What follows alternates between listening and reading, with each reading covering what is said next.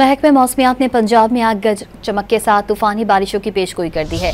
बारिशों का सिलसिला 4 मई तक जारी रहेगा। तर्जुमान PDMA के मुताबिक मौजूदा मौसमी सूरत हाल में आइंदा 3 रोज में आसमानी बिजली के गिरने के खदशात हैं। गुज़िश्ता शब आंधी तूफान और बारिश के बाइस 2 शहरी जाँ बहक जबकि 24 अफराद जख्मी हुए। PDMA के मुताबिक इस्लामाबाद और खैबर पख्तूनख्वा में बारिश और ज़्यालाबारी का इम्कान है, जबकि लाड़काना, शहीद बेनज़ीराबाद, खैरपुर और बलूचिस्तान में भी बादल बरसने की पेशगोई है। महकमे मौसमियात ने पंजाब में आग गज चमक के साथ तूफानी बारिशों की पेशगोई कर दी है। बारिशों का सिलसिला 4 मई तक जारी रहेगा। तर्जुमान PDMA के मुताबिक मौजूदा मौसमी सूरत हाल में आइंदा 3 रोज में आसमानी बिजली के गिरने के खदशात हैं।